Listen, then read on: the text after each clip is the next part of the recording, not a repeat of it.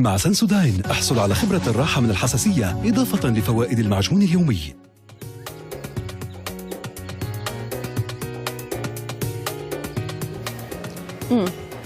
أهلا من جديد.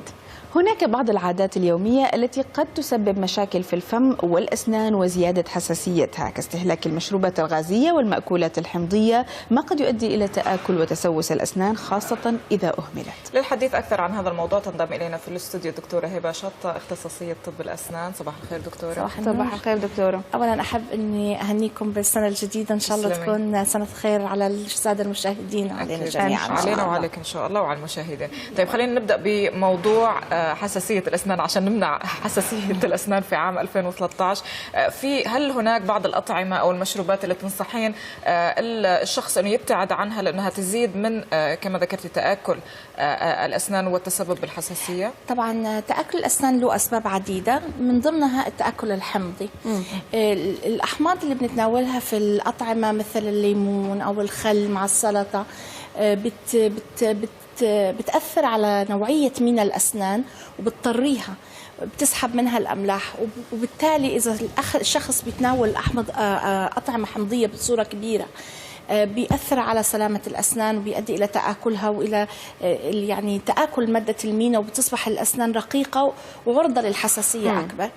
بدنا ننتبه لأكل أولادنا. أنا اليوم بلاحظ إنه الأطفال اللي عمرهم 7 سنين 8 سنين لسه أسنانهم الدايمة بدأت تبرز في الفم وبيعانوا من التآكل الحمضي، لأنه نوعية الأطعمة اللي بتقدم للطفل سواء كانت بطاطس شيبس بصلصة الطماطم أو المشروبات الغازية كلها فيها فوسفوريك أسيد، فيها سايتريك أسيد، المشروبات المعلبة أغلبها فيها سايتريك أسيد، الحلويات اللي فيها سكر ساور أو حمضية أو طعم الليمون أو البرتقال. فالطفل اليوم بيستهلك كميات كبيرة من الأطعمة اللي فيها أحماض، ودي بتؤدي إلى تآكل الأسنان في سن مبكر، وهيدا بيخلي المشكلة أكبر للطفل، لأنه لما حيكبر ويصير عمره 20 سنة بيكون وصل لمرحلة أنه المينا جدا رقيقة. نيجي بعض العادات الخاطئة، مثلا استخدام فرشاة الأسنان الخشنة.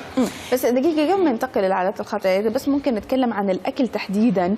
إيش هي الأشياء اللي لازم الطفل ما يأكلها أبدا؟ ميجي طبعا صعب، لانه الطفل بيلاقي هذه الاشياء في وشه في كل مكان، او التخفيف منها. التخفيف. هلا بالنسبه للحلويات بصفه عامه انها بتسبب تسوس الاسنان، وهذا شيء معروف.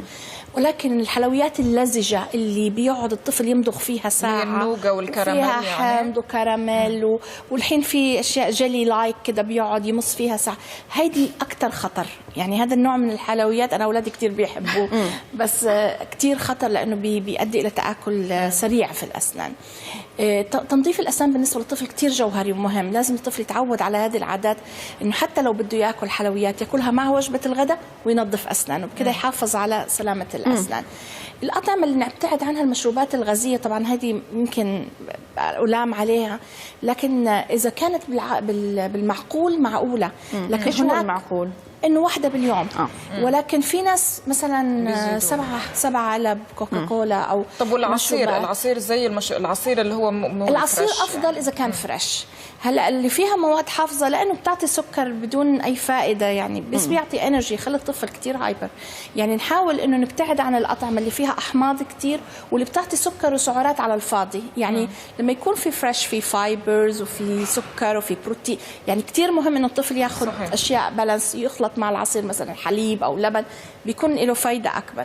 لكن العصير لوحده اللي معلب اللي هو زي التفاح أو البرتقال أو كذا، هذا بيعطي سعرات. هلا مهم جدا للطفل عشان يعطيه طاقة، لكن الإكثار هو الخطأ. يعني ما 7 8، بنحكي في حدود 3 في اليوم، 4 مع الفطور مع الغداء مع العشاء، ما في مانع، بس ما يكون العدد أكبر من اللازم، لأنه ده بيأثر على صحة. كويس. عجبنا فيك دكتورة أنك متساهلة أو متسامحة، يعني ما بتحطي قيود صارمة، لأنه في المدرسة بيباع له هذا المنتج. صح. يعني هو بيشوف أصحابه، صعب تمنعي. إحنا اللي بننصحه للولد إنه إذا بدك شوكولاتة كلها بس مع الغداء وخلص خلص الغداء ومفرش اسنانك. فبهيدي الطريقه يكون الطفل مرتاح انه عم يتحصل على الشيء اللي يبغاه، بس لازم يكون في عاده سليمه اللي هي تنظيف أيوة. الاسنان. ايوه. طب انت كنت حابه تتكلمي اكثر عن هذه العاده، عاده تنظيف الاسنان. تنظيف الاسنان هنا بعض الاشخاص مقتنع انه لازم الفرشه تبقى خشنه وانه يفرك الاسنان بكل ما اتاه الله من قوه. أيوة. طبعا هيدا بياكل من الاسنان وبيؤدي الى تاكل، نوع ثاني من التاكل اللي هو سببه فرشات الاسنان، واحنا بنشوفه كثير بالذات على اعناق الاسنان. طب ليش بيصنعوا فراشي اسنان خشنه اذا المفروض احنا ما بننصح فيها خالص. طب ليش تصنع؟ مين بيستخدمها؟ هو يمكن في الماضي كانت تصنع، بس اليوم احنا اميل الى الفرش الناعمه لانه الخشنه بتاكل من ذات الاسنان. معجون الاسنان كثير مهم انه معجون الاسنان ما يكون خشن. يعني السموكرز او المدخنين في ليهم معجون بيبقى فيه حبيبات ابريسيف تشيل صبغه النيكوتين، هذه بتخدش كمان من الاسنان. فبدنا ننتبه به انه كمان معجون الاسنان يكون جيلي لايك، يعني يكون خفيف الملمس، يحتوي على فلورايد عالي، لانه الفلورايد بيرجع الاملاح للاسنان، يعني بيحاول يعمل كالسيوم مع فلورايد يقفل المسامات اللي في السن، وبالتالي تمنع من الحساسيه. نيجي لبعض العادات الأخرى اللي هو في بعض الدول السواك، استخدام المسواك في اليمن أو في السعودية يستخدم باستمرار.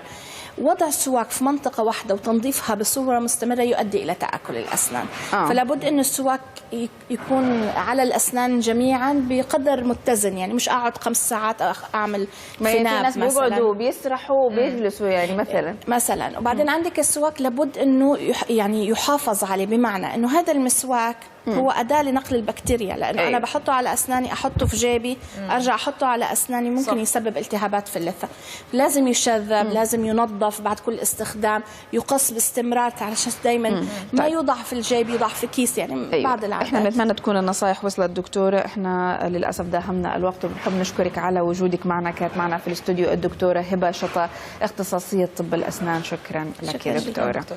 مع سنسوداين احصل على خبرة الراحة من الحساسية إضافة لفوائد المعجون اليومي.